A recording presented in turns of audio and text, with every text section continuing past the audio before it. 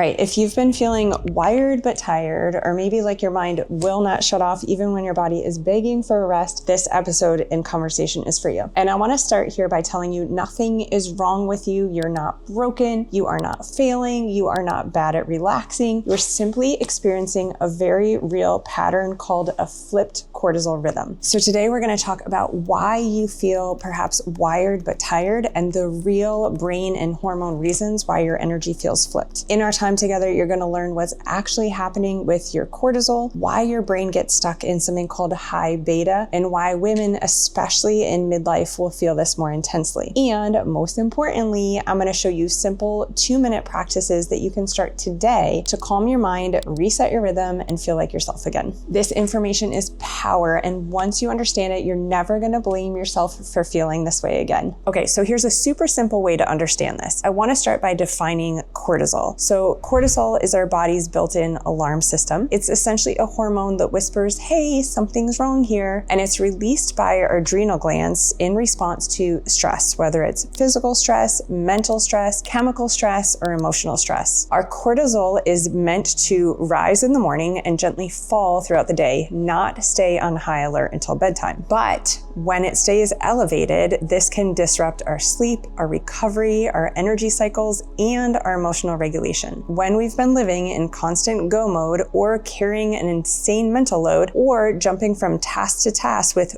47 tabs open without downshifting, our brain gets stuck in something called high beta. High beta tells the body we are not safe yet, so what happens is cortisol responds and stays elevated. Over time, our body responds and our morning cortisol starts dropping. When this happens, we can wake up feeling tired, heavy, foggy, and our evening cortisol will go up. This is why sometimes people get a second wind at night. The mind starts spiraling and you can't fall asleep even though you're wiped. This flipped cortisol can look like feeling in the morning like you have no motivation to get going. It might feel like you have a slow brain. You might feel poofy, foggy, inflamed. In the evening, you may experience having a buzzing mind or feeling overstimulated, wired but tired, like your brain can't shut off. Or if you're someone who catches a second wind at 9 to 10 o'clock, you probably have the flipped cortisol curve. This is exactly why we start to feel, like I said, wired and tired. Our brain is wired and ramped up, but our body is tired and our rhythm is completely out of sync. And women are more susceptible to this, and we feel it more intensely because our stress circuits are so directly tied to estrogen and progesterone. These hormones literally control how reactive our stress system is and how quickly we recover from stress. So when estrogen is stable, it buffers our stress response, but in midlife, estrogen starts spiking and crashing. So what happens is we start to become more sensitive to stress signals. This can look like being more irritated by things that never bothered us. Maybe it's clutter, maybe it's our kids having a hard time or fighting or anything like that. Then we've got progesterone, which is our calming and soothing hormone, the one that helps increase GABA and helps us relax. This is our first hormone to drop as we entered midlife. So not only are we more sensitive to stress, we also have less of the internal calming system hardware that we used to rely on to help buffer it. This is why I so often hear from midlife women, I used to be able to handle so much more without getting irritated. Why does everything feel so big and loud now? It's not just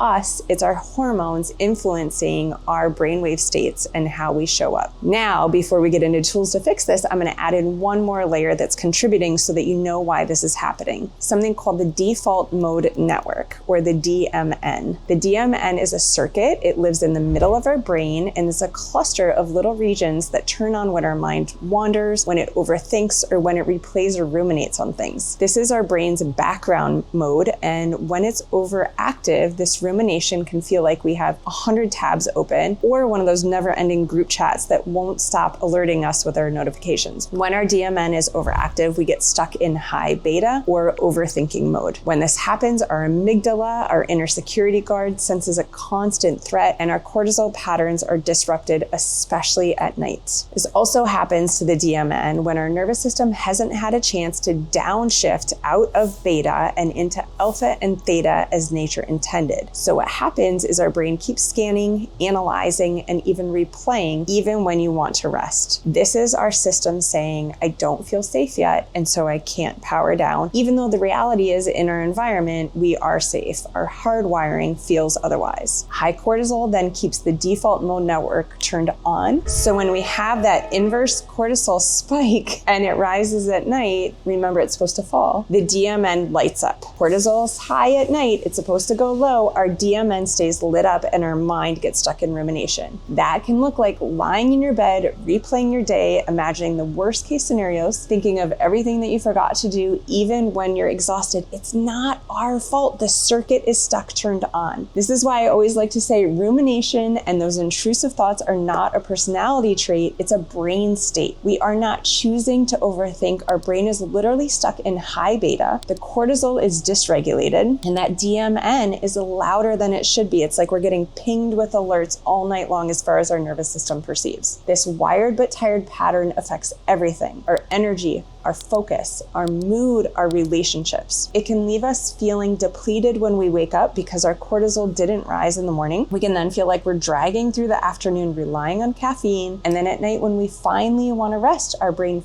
finally starts to hit the gas. So this whole process makes our resilience to stress drop, not because we're weak, but because our system, our internal hardware, literally loses its ability to shift gears. We're stuck in on, or we're stuck pushing the gas and not the brakes. And no one out there is actually bringing this conversation to the midlife struggle bus. So here it is. Here's how you actually start to change this in simple ways. All right, so there's an overarching concept that I want you to understand when it comes to action steps for what we do now to change this. And it's what I like to call regulation reps. So your nervous system, your hardwiring that you use as your lens for how you see the world and perceive stress gets impacted and relearned through consistency and frequency. This is how we upgrade our hardwiring and how we flip that cortisol spike back to where it belongs. So the goal of regulation reps is to teach our brain and body how to shift out of high beta, wired overthinking in an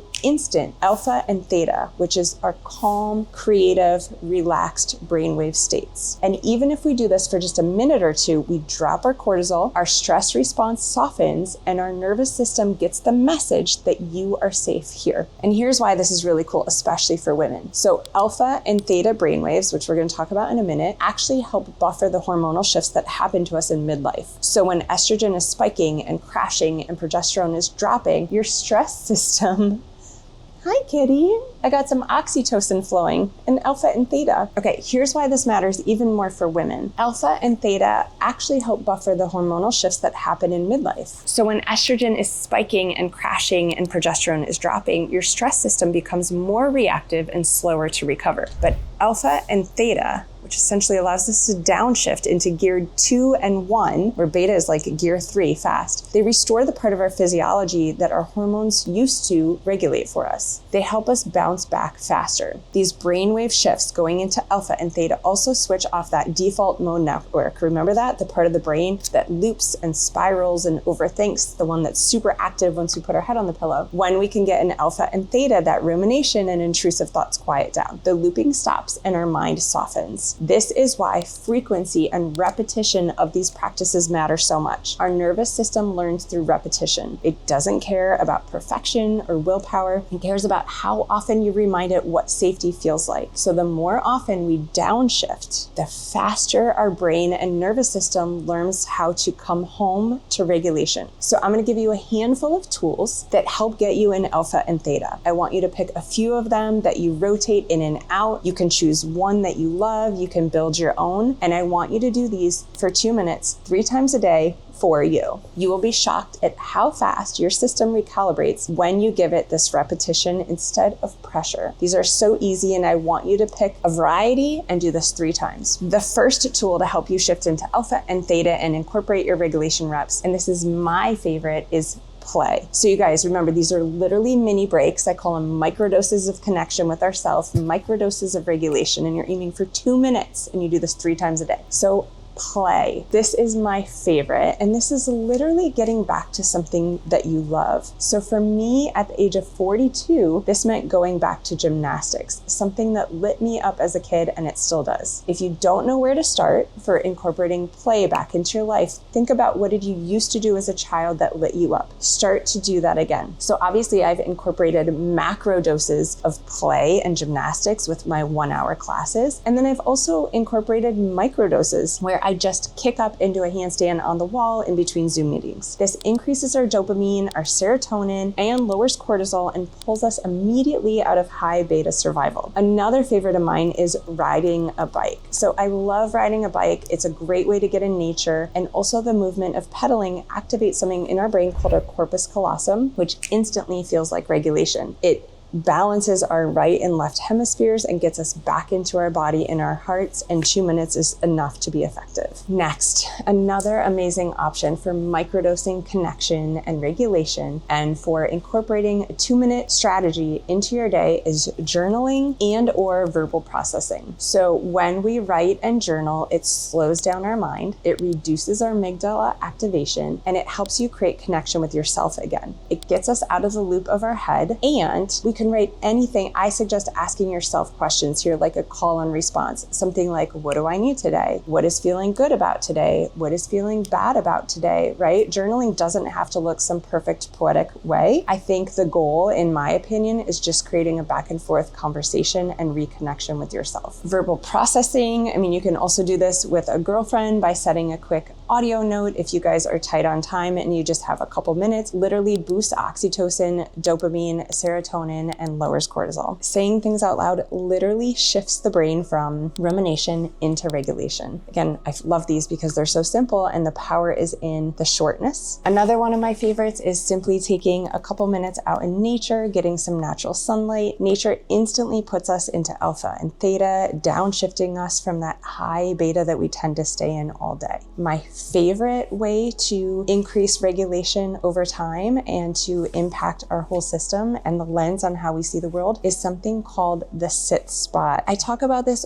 all the time. I've got a video I'll link below, but your sit spot is essentially somewhere that you go, ideally in the morning and at night. This can literally be a 5-minute practice, but this is where we create a daily anchor and reminder to our nervous system that this becomes our new default state. We spend time, even if for just 5 minutes, in alpha and theta by staying off our phones, off our devices, being intentional about our lighting, because white and blue lighting will throw you right into beta. And we just use this as time to connect with ourselves. This can be snuggling with a loved one. This can be journaling in this space. This can be meditating. This can be simply just sitting there and breathing and relaxing before the day gets going or at the end of the day. The last one of my favorites, is reading a book. So a book is a super powerful anchor for anyone wanting to create this connection and regulation. Literally, the act of moving your eyes across a page slowly from left to right and then quickly from right to left as we scan to the next line activates a part of our brain, again, the corpus callosum, that puts our hemispheres into balance, giving us a feeling of cohesiveness and being back in our bodies. All right, guys, I hope you learned a lot from this episode. I hope you now understand that feeling maybe wired and tired or scattered and snappy or more irritated by things in your life than you used to be is now something that you're realizing isn't your fault. This is your physiology,